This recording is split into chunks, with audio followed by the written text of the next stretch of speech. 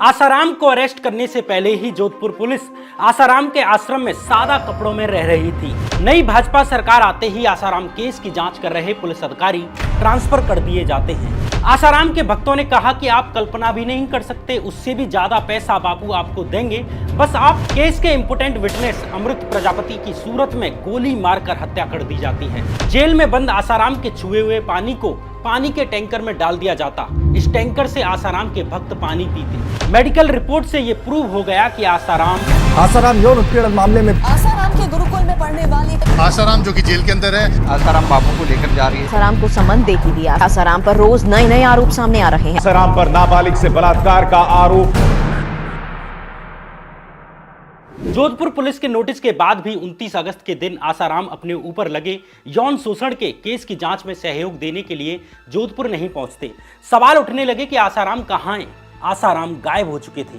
Media में सवाल उठने लगे कि जोधपुर पुलिस अगला एक्शन क्या लेगी। डीसीपी जोधपुर अजय लांबा ने अगले दिन प्रेस कॉन्फ्रेंस बुलाने का ऐलान कर दिया। नेशनल मीडिया में ब्रेकिंग न्यूज आने लगती हैं कि कुछ बड़ा होने वाला है। अगले दिन शाम 5 बजे ही पूरा प्रेस कॉन्फ्रेंस मीडिया के लोगों से भर जाता है। मीडिया के अनुमानों पर अपनी चुप्पी तोड़ते हुए डीसीपी अजय लांबा ने कहा, हम सब उस स्टेज पर पहुंच चुके हैं जहां हम बाबा को अरेस्ट करने के लिए तैयार हैं। मैंने ये प्रेस कॉन्फ्रेंस आप सबको सूचित करने के लिए ही बुलाई है। हम बाबा आसाराम को अरेस्ट करने जा रहे हैं क्योंकि बाबा ने जांच में सहयोग का वायदा किया था, लेकिन वे जांच में शामिल नहीं हुए। लेकिन मीडिया पूछने लगती है कि आसाराम अभी कहाँ हैं? इस पर डीसीपी लांबा ने चतुराई से कहा कि क्षमा करें, ये सूचनाएं अभी डिस्क्लोज नहीं की जा सकती। हमें पता है कि आसाराम कहाँ हैं और हमारी टीम जल्द ही उन्हें अरेस्ट करने के लिए पहुंचने वाली है। यहाँ इंटरेस्टिंग बात यह है कि खुद डीसीपी अजय लांबा को क्या किसी को भी नहीं पता था कि इस वक्त आसाराम कहाँ हैं। लेकिन अजय लांबा अपनी किताब में इस प्रेस कॉन्फ्रेंस को एक स्ट्रेटेजी की तरह बताते हैं। अजय लांबा कहते हैं कि उन्होंने ये प्रेस कॉन्फ्रेंस इसलिए जानबूझकर बुलाई ताकि आसाराम के पक्ष को लगे कि पुलिस को उनका पता लग चुका है, इसलिए वह दूसरी जगह छुपने की कोशिश करेंगे या कोई गलती करेंगे। अजय लांबा की इस बात पर विश्वास करें तो एक तरह से ये स्ट्रेटजी काम आती है। इधर प्रेस कॉन्फ्रेंस खत्म होती है कि उधर शाम के 6:30 पर ही जोधपुर डीसीपी अजय लांबा को भोपाल एयरपोर्ट से कॉल आता है। ये कॉल सीआईएसएफ के एडिशनल एसपी का था जो एयरपोर्ट की सुरक्षा में लगे हुए थे। सीआईएसएफ के एडिशनल एसपी अजय लांबा के भी मित्र रहे थे। एडिशनल एसपी ने कॉल पर कहा, आप कैसे हैं? मैंने आपकी प्रेस कॉन्फ्रेंस देखी थी, आप कह रहे हैं कि आसाराम को अरेस्ट करने जा रहे हो। अगर ऐसा है तो ये बाबा एयरपोर्ट पर क्या कर रहा है? अंततः अजय लांबा की प्रेस कॉन्फ्रेंस काम कर गई। डीसीपी अजय लांबा ने कहा कि कैसे भी करके कुछ देर तक बाबा को बातों में उलझा के रखो ताकि हमारी टीम इंदौर से भोपाल आ सके। इंदौर से भोपाल की दूरी करीब 190 किलोमीटर है, यानी करीब 3 घंटे का रास्ता। लेकिन कानूनी तौर पर सीआईएसएफ के जवान आसाराम को रोक नहीं सकते थे क्योंकि उनके पास ये अधिकार नहीं था, न उनके पास कोई आदेश था। भोपाल पुलिस भी आसाराम को अरेस्ट नहीं कर सकती थी क्योंकि मामला जोधपुर पुलिस के अंडर आता था, भोपाल पुलिस के अंदर नहीं आता था। चूंकि जोधपुर पुलिस की टीम को इंदौर से भोपाल पहुंचने में 3 घंटे लग जाने थे, इसलिए जोधपुर पुलिस ने आसाराम की खबर मीडिया में लीक कर दी कि वह भोपाल में है। ये खबर मिलते ही पूरा मीडिया भोपाल एयरपोर्ट पर पहुंच जाता है।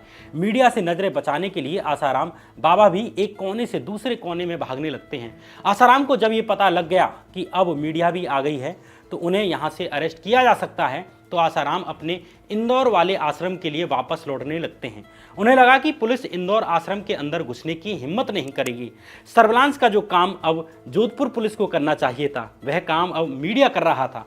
आगे आगे आसाराम और पीछे पीछे मीडिया। अब आसाराम अपने इंदौर आश्रम पहुंच चुके थे। इंदौर आश्रम में पहले से ही जोधपुर पुलिस के लोग सादा कपड़ों में आसाराम के भक्त बनकर कुछ दिन से रह रहे थे। इसके अलावा एडिशनल डीसीपी सतीश चंद्र जहांगीर के नेतृत्व में जोधपुर पुलिस की एक स्पेशल टीम केवल आसाराम को अरेस्ट करने के लिए ही भेजी गई थी। इसलिए अगले दिन यानी 30 अगस्त के दिन एडिशनल डीसीपी सतीश चंद्र जहांगीर की टीम आसाराम के इंदौर आश्रम के गेट पर पहुंच जाती है। आसाराम के साथ ही आसाराम का बेटा यानी नारायण साईं और आसाराम की बेटियां भी इंदौर आश्रम में मौजूद थे, जहां आसाराम चिंता मुक्त होकर अपने भक्तों के सामने प्रवचन कर रहे थे। आसाराम ने भगवान कृष्ण के जैसे ड्रेस पहनी हुई थी। ऐसे नकली लोग इस तरह की नकल करते हैं कि लोग नकली को ही असली मानने लगते हैं। नेता भी साधुओं जैसा भेष धर लेते हैं ताकि उनके भक्त उन्हें धर्म भक्त मान लें, और नकली बाबा भगवान का रूप धारण कर लेते हैं ताकि लोग उन्हें भगवान मान लें। जैसे एडिडास की जगह एबीबास और रीबॉक की जगह पर रीबूक। इसी तरह आदिवासी हेयर ऑयल की कहानी है। बहुत से लोग अमेजन और फ्लिपकार्ट आदि पर नकली आदिवासी हेयर ऑयल बेच रहे हैं। प्रश्न यह है कि असली आदिवासी हेयर ऑयल कहां से मिले। आदिवासी ओरिजिनल हेयर ऑयल को कर्नाटक के मैसूर में मौजूद हिक्की पिक्की जनजातियों के द्वारा बनाया जा रहा है, जिनके गांव में हर व्यक्ति, आदमी और औरत, बूढ़े और जवान के काले घने और लंबे बाल हैं। इन आदिवासियों द्वारा लोकल स्तर पर मिलने वाली जड़ी बूटियों से इस हेयर ऑयल को बनाया जा रहा है। अगर आप भी असली आदिवासी हेयर ऑयल की तलाश में हैं तो आप स्क्रीन पर दिख रहे इन नंबर्स पर सीधे कॉल करके यल्लवा हर्बल प्रोडक्ट्स के आदिवासी ओरिजिनल हेयर ऑयल को ऑर्डर कर सकते हैं। मैंने खुद भी ये ऑयल बनाने वाले चीनू भाई से फ़ोन पर बात की है। आप इनके जीएसटी सर्टिफिकेट और भारत सरकार द्वारा दिया गया इंपोर्टर एक्सपोर्टर कोड और इंडिपेंडेंट क्वालिटी कंप्लायंस के सर्टिफिकेट्स को भी देख सकते हैं। आदिवासी ओरिजिनल हेयर ऑयल के असली लिंक और फ़ोन नंबर्स आपको डिस्क्रिप्शन और कमेंट बॉक्स में भी मिल जाएंगे। अब आगे की कहानी। इधर जोधपुर पुलिस आसाराम पर लगे आरोपों की जांच में जुट जाती है। दूसरी तरफ आसाराम द्वारा मीडिया चैनलों को इंटरव्यूज दिए जाने लगते हैं। बाबू जी, ये खास करके जो आपके ऊपर जो आरोप लगा है उसके बारे में क्या कहना है? मेरे ऊपर जो आरोप लगे हैं बहुत छोटे हैं। इधर जोधपुर पुलिस द्वारा इंदौर पुलिस को पहले से ही सूचित कर दिया गया था कि उन्हें सुरक्षा व्यवस्था का इंतजाम करना पड़ेगा, लेकिन आसाराम की गिरफ्तारी का असली काम जोधपुर पुलिस को ही करना था। आसाराम के आश्रम के बाहर मौजूद जोधपुर पुलिस ने आश्रम के अंदर संदेश भिजवाया कि जोधपुर पुलिस एफआईआर के ऊपर बात करना चाहती है। इसके बाद जोधपुर पुलिस को आश्रम के अंदर बुला लिया जाता है, जहां सबसे पहले एडिशनल डीसीपी यानी सतीश चंद्र जहांगीर ने सबसे पहले आसाराम से कहा, नमस्कार बापू। इस पर आसाराम ने कहा, नमस्कार नमस्कार, बोलो क्यों आए हो। इस पर एसीपी चंचल मिश्रा ने कहा, बाबा आपके खिलाफ एक नाबालिग लड़की ने रेप की रिपोर्ट दर्ज करवाई है, हम उसी को इन्वेस्टिगेट कर रहे हैं। इस पर आसाराम ने कहा, अरे तुम लोगों ने क्यों एक बाबा को बदनाम करने का ठेका ले लिया है। एक नाबालिग और बेवकूफ़ लड़की के कहने पर मैं ये सब कुछ बहुत दिनों से सुन रहा हूँ और टीवी पर देख रहा हूँ। तुमको पता है मैं कौन हूँ? तुमको पता है इस देश में मेरे कितने भक्त हैं? तुम्हारी हिम्मत कैसे हुई मुझसे ऐसी बेवकूफ़ी की बात करने की। आसाराम से बातचीत के दौरान एसएचओ मुक्ता पारीक और उनके पति सब इंस्पेक्टर सत्यप्रकाश भी मौजूद थे। मुक्ता पारीक और सत्यप्रकाश दोनों सादा ड्रेस में आसाराम के भक्त के रूप में थे। अंततः जोधपुर टीम ने आसाराम से कहा कि अगर उन्होंने कुछ भी ऊंच नीच की तो उन्हें अभी के अभी अरेस्ट कर लिया जाएगा, साथ ही उनके बेटे नारायण साईं और बेटियों को भी अरेस्ट कर लिया जाएगा। आसाराम को आश्वासन दिया गया कि उन्हें चुपचाप एक गेस्ट की तरह ले जाया जाएगा और किसी को भी पता नहीं चलेगा। अब आसाराम को कोई चारा नहीं दिखता। उसने अपने वकीलों से बात करके सुबह जाने के लिए कहा। आसाराम ने कहा, ठीक है, मैं चलूंगा तुम्हारे साथ जोधपुर, मगर अभी रात के 12 बज चुके हैं, मैं तुम्हारे साथ कल सवेरे चल लूंगा। लेकिन संभवतः यह आसाराम का प्लान था। आसाराम बार बार अपने बयान बदलने लगते हैं। इस वक्त तक आसाराम के समर्थकों ने भी आसाराम की जगह को घेर लिया। इधर जोधपुर से डीसीपी अजय लांबा ने इंदौर पुलिस से कहा कि वह अब उनकी टीम के एग्जिट का बंदोबस्त करवा दे, यानी अब आसाराम को अरेस्ट करने का वक्त आ चुका था। उधर आश्रम के सामने वाले गेट पर इंदौर पुलिस भारी संख्या में पहुंच गई। Right control equipment, water cannons, tear gas trucks, सबका इंतजाम कर लिया गया। इसलिए आसाराम के समर्थक भी बड़ी संख्या में आश्रम के मुख्य द्वार पर ही इकट्ठे होने लगते हैं। लेकिन इंदौर पुलिस अकल खेल गई। सारा फोर्स मेन गेट पर लगा दिया, यानी आगे के गेट पर लगा दिया, लेकिन पिछले दरवाजे पर एक बुलडोजर और कुछ एक पुलिस वाले भेज दिए। यानी इंदौर पुलिस ने पिछले दरवाजे से एग्जिट प्लान बनाया। जानबूझकर पिछले दरवाजे पर पुलिस की संख्या बेहद कम रखी या मामूली रखी, ताकि आसाराम के भक्तों को लगे कि आसाराम को मुख्य गेट से बाहर ले जाया जाएगा। इंदौर पुलिस से इशारा मिलते ही आश्रम के अंदर मौजूद जोधपुर पुलिस ने आसाराम को अपनी कस्टडी में ले लिया। तुरंत ही ये खबर पूरे आश्रम में फैल जाती है। आसाराम के समर्थक अब उस जगह पर पहुंच गए जहां पुलिस आसाराम को लेकर खड़ी थी, लेकिन पुलिस कमांडोज ने आसाराम को पकड़ा और तुरंत बाहर एक गाड़ी में डाल लिया। अन्य पुलिस वाले भी जल्दी से जल्दी गाड़ी में चढ़ जाते हैं। अब तो पूरे आश्रम में हल्ला हो गया। बाबा को एयरपोर्ट ले जा रहे हैं, गाड़ियां निकालो, पीछा करो इनका और साथियों को इन्फॉर्म करो। आगे आगे पुलिस की गाड़ियां और पीछे पीछे आसाराम के समर्थकों की गाड़ियां। फाइनली जोधपुर पुलिस आसाराम को लेकर इंदौर एयरपोर्ट पहुंच जाती है, जहां से सीआईएसएफ की टीम ने उन्हें रेस्क्यू कर लिया। सीआईएसएफ और एयरपोर्ट की सुरक्षा ऐसी थी जहां आसाराम के समर्थक कोई गड़बड़ नहीं कर सकते थे। लेकिन समस्या ये थी कि इंदौर से सीधे जोधपुर की कोई फ्लाइट नहीं थी और जोधपुर पुलिस जानबूझकर आसाराम, जो कि एक रेप का आरोपी था, उसे कोई प्रिविलेज नहीं देना चाहती थी, इसलिए कोई प्राइवेट प्लेन नहीं किया गया। इसलिए इंदौर से दिल्ली और दिल्ली से जोधपुर का प्लान बनाया गया। सुबह 8 बजे 11:15 पर जोधपुर टीम इंदौर एयरपोर्ट से दिल्ली एयरपोर्ट के लिए निकल जाती है। लेकिन आसाराम के समर्थकों को पहले ही पता लग चुका था कि जरूर आसाराम को दिल्ली से जोधपुर ले जाया जाएगा। इसलिए दिल्ली से जोधपुर जाने वाली सुबह की फ्लाइट्स में आसाराम के समर्थकों ने पहले ही अपनी बुकिंग्स करवा ली और जैसे ही दिल्ली वाले हवाई जहाज ने जोधपुर के लिए उड़ान भरी, वैसे ही आसाराम के समर्थकों ने आसाराम के पक्ष में नारे लगाने शुरू कर दिए। हालांकि जोधपुर पुलिस ने आसाराम के समर्थकों को काबू में ले लिया और उतरते ही अरेस्ट की धमकी दे डाली, जिससे आसाराम के समर्थक काबू में आ सके। आसाराम को इंदौर से जोधपुर ले जाया गया, लेकिन एक बड़ी समस्या थी कि आसाराम के समर्थक तो जोधपुर में भी थे। फिर कैसे आसाराम के समर्थकों के बीच आसाराम को एयरपोर्ट से महिला थाने तक लाया जाए, जहां उनके खिलाफ केस दर्ज था।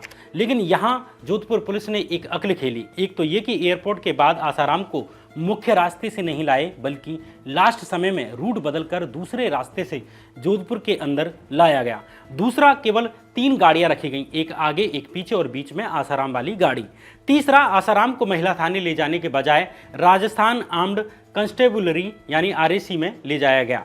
शाम करीब 5 बजे से आरएसी के गेस्ट हाउस में आसाराम से दोबारा पूछताछ होती है। आसाराम को सोफे से उतारकर जमीन पर बिठाया जाता है, जिसने आसाराम का वो सारा दम तोड़ दिया जो उन्हें अपने इंदौर वाले आश्रम में हो रहा था। डीसीपी अजय लांबा अपनी किताब में लिखते हैं कि मैंने आसाराम से पूछा, बाबा तू ये बता कि ये सब क्या कर डाला तूने, जल्दी बता। इस पर आसाराम ने कहा, गलती कर दी मैंने। जोधपुर पुलिस ने आसाराम से बातचीत की, वीडियो रिकॉर्डिंग भी की। आसाराम द्वारा अपना अपराध कबूलने के बाद आसाराम को कुटिया ले जाया जाता है, जहां आसाराम द्वारा क्राइम किया गया था। इस दौरान पुलिस ने आसाराम के स्टेटमेंट्स और कुटिया की पूरी वीडियो रिकॉर्डिंग की। लेकिन सबसे जरूरी काम था आसाराम को मेडिकल करवाने के लिए भेजना, क्योंकि पुलिस को पहले से ही शंका थी कि आसाराम कोर्ट में अपनी उम्र का हवाला देकर कहेंगे कि वह नामर्द हैं और सेक्सुअली एक्टिविटी नहीं कर सकते। इसलिए पुलिस ने पहले ही इम्पोर्टेंट टेस्ट करवा लिया। 2 सितंबर 2013 के दिन हुए पोटेंसी टेस्ट में पाया गया कि आसाराम सेक्सुअली एक्टिविटी करने में सक्षम हैं। इसके बाद जोधपुर पुलिस ने आसाराम को जुडिशियल कस्टडी में भेज दिया। भले ही आसाराम ने जोधपुर पुलिस के आगे औपचारिक तौर पर अपना गुनाह कबूल कर लिया था, लेकिन इस मामले को अभी कोर्ट के आगे प्रूव होना था, जो जितना आसान लग रहा था उतना नहीं रहा। आसाराम के जेल भेजे जाने के बाद अब जोधपुर पुलिस को चार्जशीट तैयार करनी थी, जिसके आधार पर कोर्ट में बहसें होनी थी। लेकिन इस दौरान पुलिस टीम को ही धमकियां मिलने लगती हैं। आसाराम कोई नॉर्मल आदमी नहीं था, उसके पास 25,000 करोड़ की संपत्ति थी और करोड़ों की संख्या में भक्त थे। डीसीपी अजय लांबा से लेकर जोधपुर पुलिस की टीम के सभी बड़े अधिकारियों को करोड़ों रुपए के ऑफर आए। इन्वेस्टिगेटिव ऑफिसर एसीपी चंचल मिश्रा को भी आसाराम के समर्थकों की तरफ से धमकियां मिलने लगती हैं। चंचल मिश्रा का पीछा किया जाने लगा। हालांकि जोधपुर पुलिस ने पीछा करने वाले आसाराम के भक्तों को वक्त पर ही अरेस्ट कर लिया। आसाराम के बेटे नारायण साईं पर लगे यौन शोषण के दूसरे केसों की जांच करने वाली गुजरात पुलिस ने जांच के दौरान ये भी बताया कि आसाराम के भक्त चंचल मिश्रा की हत्या करने की प्लानिंग भी कर रहे थे। इसलिए चंचल मिश्रा को जोधपुर पुलिस ने एक्स्ट्रा सुरक्षा मुहैया कराई। इसी तरह एसएचओ मुक्ता पारीक को भी धमकियां दी गईं, उनका भी पीछा किया गया। अजय लांबा भी अपनी किताब में एक जगह लिखते हैं कि एक बार आसाराम के कुछ वक्त उनसे मिलने आए और बोले, आप कल्पना भी नहीं कर सकते, उससे भी ज्यादा पैसा बापू देंगे आपको। अजय लांबा बताते हैं कि आसाराम के भक्तों ने उनका ही नहीं बल्कि उनके परिवार का भी पीछा किया। उन्हें इंटेलिजेंस ब्रांच ने अलग से सुरक्षा दी। अंततः 6 नवंबर 2013 के दिन जोधपुर पुलिस ने जोधपुर की जिला कोर्ट में चार्जशीट जमा कर दी। 2 दिन के बाद ही राजस्थान हाईकोर्ट ने आदेश दे दिया कि आसाराम मामले की हर रोज सुनवाई की जाए ताकि जल्दी से जल्दी फैसला आ सके। अब आसाराम को हर रोज जेल से कोर्ट ले जाना पुलिस के लिए एक बड़ी मुसीबत थी। आसाराम के हजारों भक्त आसाराम के रूट के बीच में ही आ जाया करते। आर्म्ड पुलिस की 2 कंपनियां केवल इस रूट को साफ करने के लिए लगाई जाती। आसाराम के भक्त रोड के दोनों साइड खड़े हो जाते। मामला इतना संजीदा था कि डीसीपी अजय लांबा की पत्नी ने अपनी बेटी को पढ़ने के लिए स्कूल भेजना बंद कर दिया। एक बार तो ये भी हुआ कि आसाराम के भक्त अजय लांबा के गांव भी चले गए, जहां उनके माता पिता रहा करते थे। लेकिन इस केस में सबसे बड़ा टर्निंग पॉइंट तब आया जब दिसंबर 2013 में राजस्थान में सरकार बदल जाती है। कांग्रेस के बाद राजस्थान में भाजपा की सरकार आ चुकी थी, जिसके नेता सामान्यतः आसाराम के सत्संगों में जाया करते थे। राजस्थान में भाजपा सरकार को आए 1 महीना नहीं बीता था कि 11 जनवरी 2014 के दिन भाजपा सरकार ने डीसीपी अजय लांबा को जोधपुर से ट्रांसफर करके उदयपुर भेज दिया, जहां उन्हें डीसीपी की जगह एसपी बना दिया गया। आसाराम केस से जुड़े लगभग सभी अधिकारी इधर उधर जिलों में ट्रांसफर कर दिए जाते हैं। इससे आसाराम केस में बड़ा नुकसान होता है। लेकिन एक चीज अभी भी बची हुई थी, वह ये कि अभी भी एसएचओ मुक्ता पारीक जोधपुर में ही थी, उनका ट्रांसफर नहीं हुआ था। इस बीच अन्य पीड़िताओं ने भी आसाराम की शिकायत दर्ज कराने के लिए जोधपुर पुलिस से संपर्क किया, लेकिन जब भी पुलिस आगे की कार्रवाई करने के लिए उनसे संपर्क करती तो वे आसाराम भक्तों के कारण शिकायत दर्ज नहीं कराती। पुलिस ने जांच में एक पैटर्न ये भी देखा कि आसाराम के आश्रमों से जुड़ी हुई बहुत सी लड़कियां बिना सेशन या क्लास पूरा किए ही अपने घर वापस चली जाती हैं।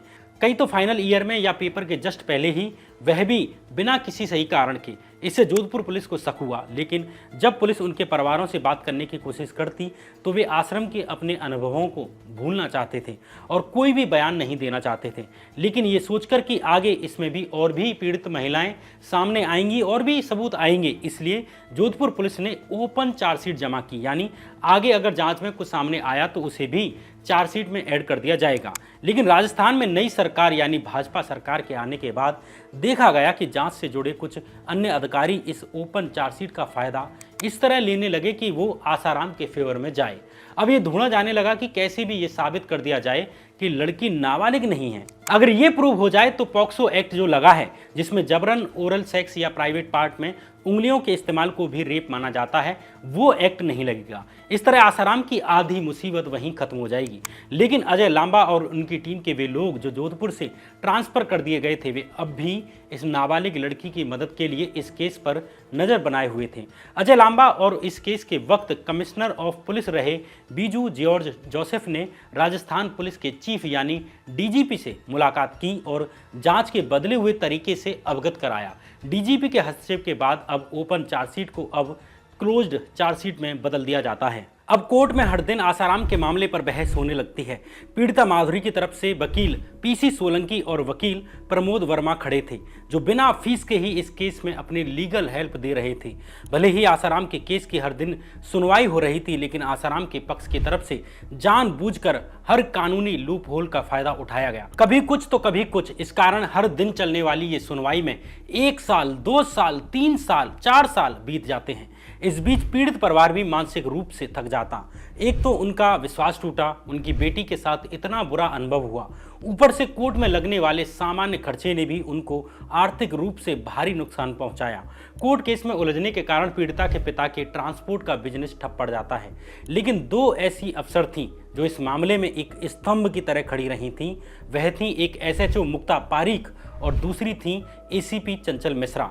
अगर ये 2 पीड़िता के पक्ष के साथ नहीं खड़ी होती तो शायद आसाराम भी जेल के भीतर नहीं होते, या पीड़िता के लिए आसाराम से लड़ना थोड़ा और मुश्किल होता। जहां पीड़िता की तरफ से वकील पीसी सोलंकी और वकील प्रमोद वर्मा खड़े थे, तो दूसरी तरफ से आसाराम के लिए वकीलों की फौज खड़ी कर दी जाती है। वे भी देश के सबसे टॉप वकील। सबसे पहले कस्टडी के वक्त आसाराम की तरफ से वकील के मनन को खड़ा किया गया और इसके अलावा देश के सबसे चर्चित वकील राम जेठमलानी भी आसाराम की तरफ से जमानत याचिका के लिए कोर्ट में खड़े हुए। इसके अलावा सोली सोराबजी, राजू रामचंद्रन, सलमान खुर्शीद और ओंकार सिंह लखावत को भी आसाराम ने अपनी तरफ से कोर्ट में खड़ा किया। यहाँ ये बताना भी जरूरी है कि जोधपुर पुलिस द्वारा आसाराम की गिरफ्तारी के कुछ दिन बाद ही 2 पीड़ित बहनों ने भी आसाराम और उनके बेटे नारायण साईं के खिलाफ गुजरात के सूरत में यौन शोषण की शिकायतें दर्ज करवाईं। इस मामले में कोर्ट की सुनवाई के दौरान एक गवाह भागचंदानी पर एक एसिड अटैक किया गया और इसके अलावा सूरत केस से संबंधित 2 गवाहों राकेश पटेल और अरविंद वाजपेयी पर भी जानलेवा हमले हुए। सूरत पुलिस द्वारा इन हमलावरों को अरेस्ट कर लिया गया तो वे आसाराम के सपोर्टर ही निकले। इस बीच 23 मई 2014 के दिन इंपोर्टेंट विटनेस अमृत प्रजापति की सूरत में गोली मारकर हत्या कर दी गई। अमृत प्रजापति ने मीडिया में बाइट दी थी कि आसाराम जोधपुर जैसे अन्य मामलों में भी शामिल हैं और वह खुद इसके गवाह हैं, सालों से देख रहे हैं। यही कारण है कि साल 2012 में उन्होंने आसाराम का आश्रम छोड़ दिया। गवाह अमृत प्रजापति की हत्या ने इस केस से जुड़े पुलिस अधिकारियों से लेकर पीड़िता के परिवार और वकीलों सबको डरा दिया। आसाराम समर्थकों द्वारा 2 अन्य गवाहों को भी मारने की भी कोशिश की गई। जब गवाह राहुल सचान कोर्ट से निकल रहे थे, इस दौरान भी उन पर हमला हुआ। हालांकि इस हमले में उनकी जान बच गई, लेकिन नवंबर 2015 में राहुल सचान अचानक से लापता हो जाते हैं, जिसके बाद से अब तक उनकी कोई खबर नहीं है कि वे कहाँ हैं। एक दूसरे गवाह महेंद्र चावला को भी पानीपत में गोली मार दी गई। हालांकि इस हमले में उनकी जान बच गई और उन्होंने कोर्ट के आगे गवाही भी दी। एक तीसरे गवाह कृपाल सिंह ठाकुर पर भी जुलाई 2015 में गोलियों से हमला हुआ। हमले में कृपाल सिंह की जान चली गई। हालांकि इस वक्त तक कृपाल सिंह का बयान कोर्ट में दर्ज हो चुका था, यानी 3 हत्याएं हुई। लेकिन इन हत्याओं और हमलों ने पीड़िता के पक्ष में खड़े गवाहों को यह संदेश दे दिया कि या तो गवाही से पहले ही मार दिए जाएंगे, या अगर उन्होंने गवाही दे भी दी तो वे बाद में मार दिए जाएंगे। ऐसी परिस्थितियां थी। इससे अंदाजा लगाया जा सकता है कि आसाराम को जेल भेजना और सजा दिलाना कितना कठिन काम रहा। लेकिन डर का माहौल बनाने के बाद भी आसाराम न्याय के डंडे के नीचे आने वाला था। कोर्ट में मेडिकल रिपोर्ट में यह भी प्रूव हुआ कि हाँ, लड़की के साथ सेक्सुअल एक्टिविटी हुई है। इसके अलावा लड़की के स्कूल और 10th की मार्कशीट से यह भी प्रूव हुआ कि हाँ, लड़की नाबालिग है, इसलिए पॉक्सो एक्ट बनता है।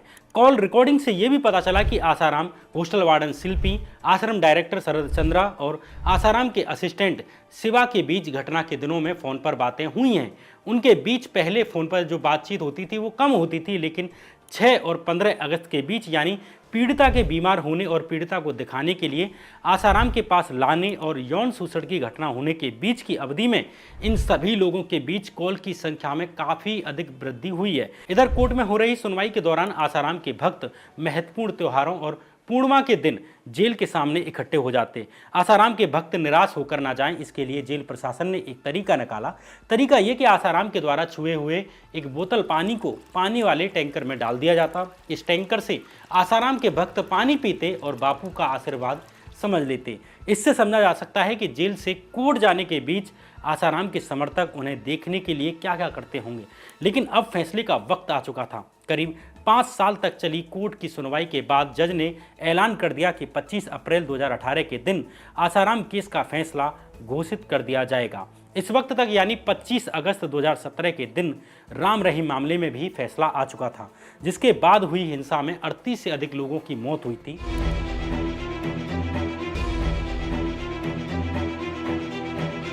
रामपाल बाबा, जिसे साल 2014 में अरेस्ट किया गया था, उनके समर्थकों ने भी भारी हिंसा की थी।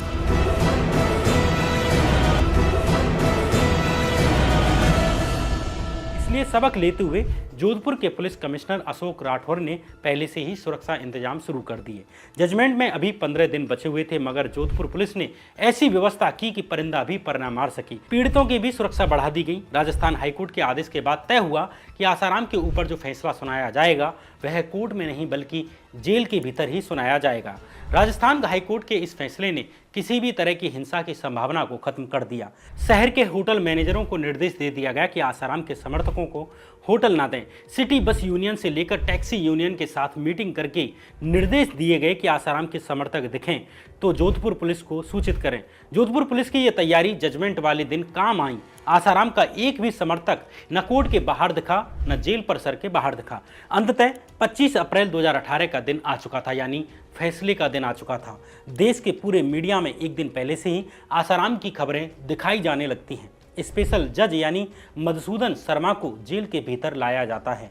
जेल के भीतर के कोर्ट रूम में से सभी लोगों को बाहर निकाल दिया गया। 453 पेजेस के जजमेंट को सुनाने का वक्त अब आ चुका था। आसाराम के भक्तों को अपने बाबा की बेगुनाही की आस थी, तो पीड़िता की तरफ से लड़ रहे वकीलों, पुलिस वालों, पीड़िता और उसके परिवार को उस न्याय का इंतजार था जिसके लिए वे हर दिन कोर्ट में लड़ रहे थे। जज मधुसूदन शर्मा ने आरोपी शिवा उर्फ सवाराम को रिहा कर दिया और कहा कि उन्हें दोषी साबित करने के लिए पर्याप्त सबूत पेश करने में पीड़िता पक्ष यानी प्रोसिक्यूशन साइड असफल रही। इसी तरह आसाराम के रसोइये प्रकाश को भी सबूतों के अभाव में रिहा कर दिया गया। लेकिन छिंदवाड़ा आश्रम हॉस्टल की वार्डन शिल्पी उर्फ संचिता गुप्ता और छिंदवाड़ा आश्रम के डायरेक्टर शरद चंद्रा दोनों आसाराम के साथ कॉन्स्पिरेसी करने के दोषी पाए गए। इसलिए जज ने शिल्पी और शरद दोनों को 20-20 साल की यानी जेल की सजा सुनाई। अब बारी आसाराम यानी मुख्य आरोपी की। आसाराम पॉक्सो एक्ट के तहत परिभाषित रेप के दोषी पाए गए। अदालत ने आसाराम को मैक्सिमम पनिशमेंट दिया, यानी आसाराम को ताउम्र यानी अंतिम सांस तक जेल में रहने की सजा सुनाई। यानी अदालत ने ठप्पा लगा दिया कि अब जीवन में कभी भी आसाराम जेल के बाहर नहीं आ सकता। पीड़ित पक्ष की वर्षों की मेहनत सफल हुई। हालांकि उन्हें इससे कुछ नहीं मिला, लेकिन उनके अपराधी को सजा मिलाने का बोध उन्हें संतुष्टि जरूर दे रहा था। इधर सूरत की पीड़िताओं द्वारा दर्ज मामले में भी आसाराम रेप के दोषी पाए गए। इस मामले में भी साल 2023 के जनवरी महीने में गुजरात की एक कोर्ट ने फैसला सुनाते हुए आसाराम को आजीवन उम्र कैद की सजा सुनाई। इस मामले में पीड़िता का आरोप था कि आसाराम ने अहमदाबाद के मोटेरा में स्थित अपने आश्रम में साल 2001 से लेकर 2006 के बीच कई बार रेप किया था। इस तरह आसाराम यौन शोषण के एक नहीं बल्कि 2 मामले में प्रॉपर दोषी सिद्ध हुए। हालांकि आसाराम के समर्थकों द्वारा आज भी ये माना जाता है कि उनके बापू को राजनीतिक तौर पर फंसाया गया है, लेकिन अदालत में हुई बहसों और फैसलों के बाद इस तर्क की कोई जगह नहीं बचती है। बहरहाल ये कहानी फिलहाल यहीं खत्म होती है। आसाराम केस पर ये दूसरा एपिसोड था। पहला एपिसोड आप मेरे चैनल पर देख सकते हैं। इसमें आसाराम को लेकर पीड़िता ने क्या बताया, आसाराम की कुटिया में क्या हुआ, उसे लेकर डिटेल में चर्चा की है। जाते जाते आखिरी बातें, अगर आसाराम केस को लेकर हमने आपकी नॉलेज में जरा सी भी वृद्धि की है तो प्लीज़ चैनल को जरूर सब्सक्राइब करें, क्योंकि हम ऐसी ही इन्वेस्टिगेटिव और रिसर्च बेस्ड वीडियो लाते हैं। मुद्दों को ऊपर से छूने के बजाय डिटेल में जाते हैं, ताकि पुलिस, समाज, राजनीति और अर्थव्यवस्था इसे लेकर हम सबकी एक बृहद और एक साझा सोच बन सके। आपका एक एक कमेंट और एक एक लाइक हमारी वीडियो की रीच को बढ़ाने में हमारी मदद करता है। और अंत में बात आदिवासी हेयर ऑयल की। आदिवासी ओरिजिनल हेयर ऑयल की असली लिंक आपको कमेंट बॉक्स में और डिस्क्रिप्शन बॉक्स में मिल जाएगी, जहां से आप ओरिजिनल आदिवासी हेयर ऑयल खरीद सकते हैं। तब तक के लिए बने रहिए इसी चैनल पर। नमस्कार।